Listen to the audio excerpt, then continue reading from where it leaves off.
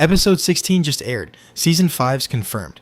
And before we get to that prediction, let's talk about everything that just happened, because half of it nobody's explaining right. Stick with me to the end of this video, because I'm going to tell you exactly what Season 5 is about to throw at this class, straight from the light novel, before a single frame of it exists. Ayanokoji reaches a 2, Tsukishiro and Shiba are waiting, 2-on-1. Kiryuin steps in and takes Shiba off his hands, which frees Ayanokoji up to focus on Tsukishiro alone. For a second, it looks like a normal fight. Quick rewind on Kiryuin, because her entrance is doing more work than people realize. She's not summoned and she's not stumbling into this by accident. On the final day of the exam, she deliberately kills her own watch, the device every student wears that reports their GPS location back to the school, and uses that blackout to slip into I2 completely off the grid, tailing Ayanokoji the whole way there without him or Tsukishiro's side having any idea she's nearby. So by the time the 2-on-1 actually starts, she's not reacting to anything. She's already in position, already watching, and the decision to jump in is hers alone. She frames it as simply a senior looking out for a junior. That's also why Tsukishiro and Shiba never see it coming. There was no signal, no warning, nothing on anyone's radar putting her anywhere close to that zone. It's a setup that was already finished before the first punch landed. Remember the favor Ayanokoji owed Sakayanagi a couple episodes back? Told you it wasn't a debt? It was a weapon waiting to be used. This is the payoff. Before things even got physical, he'd already used the walkie-talkie she gave him to report that students from 2A and 2D had collapsed at his exact location. Here's why that's so smart. School policy says if your own students reported hurt, your homeroom teacher is the one who gets sent to check. Report 2D, and the school has no choice but to send Tsukishiro, his own teacher, straight to that spot. He didn't win this with his fists. He won it by turning a safety rule into a weapon nobody else thought to use.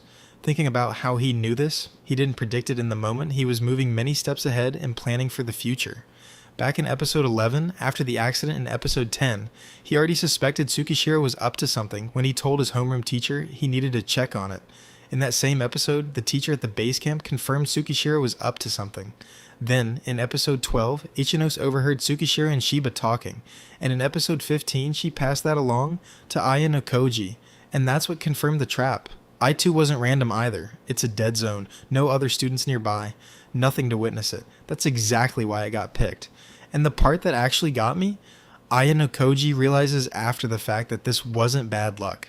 The whole exam was quietly steering him toward this one spot for 14 days straight. He wasn't ambushed, he was herded. Then Tsukishiro says the line that should worry you for Season 5. After losing, he basically admits he did exactly what he was told. By his superiors. Not his plan, somebody else's orders. Tsukishiro isn't running this, he's middle management. Whoever's actually in charge hasn't shown up yet. Now here's the part most people are getting wrong. It's not Tsukishiro confronting Amasawa face to face, it's Tsukishiro telling Ayanokoji directly that she failed her task, she disobeyed her orders, and there's no path back to the White Room for her. But the choice of staying at this school or leaving is hers now. Think about that.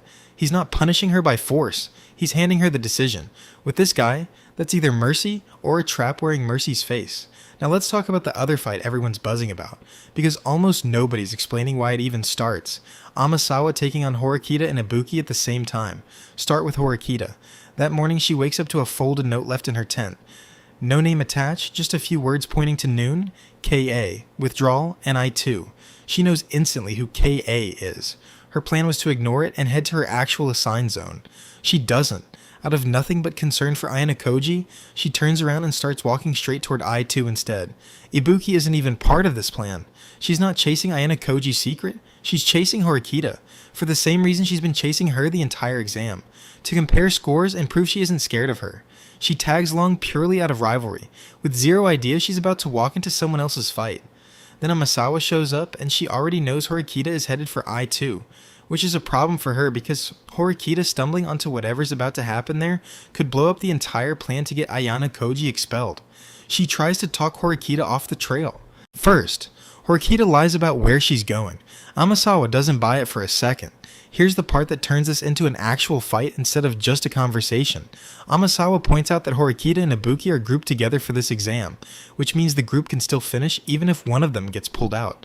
So in her head, that makes it fine to just break one of them to get her point across. And by every account, she's enjoying the idea way more than she should. Horikita doesn't back down, and she doesn't try to handle it alone either. She turns to Ibuki and basically says, "Combat isn't my strength, but it's yours. Lend it to me." It's the same trick as the Kiryuin assist, just one tier below the main event.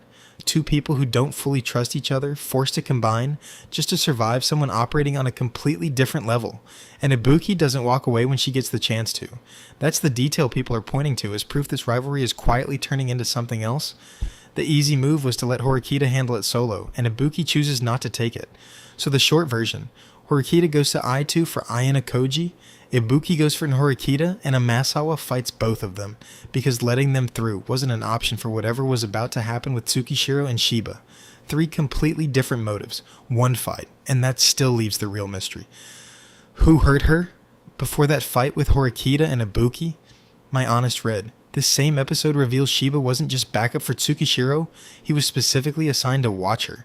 So if she stepped out of line, he's the most obvious one positioned to discipline her for it. Not confirmed. Just the theory that actually fits. Comment who you think did it. Shiba, Tsukishiro, or someone we haven't even met yet. And quick gut check before we move on. Back before this episode even aired, I told you Koenji was about to be forced into the spotlight after a full season of not caring. He didn't just get forced into it, he won the entire exam outright. I also called the Tsukishiro 2-on-1, and that the White Room wouldn't be done with Ayanokoji even if he survived.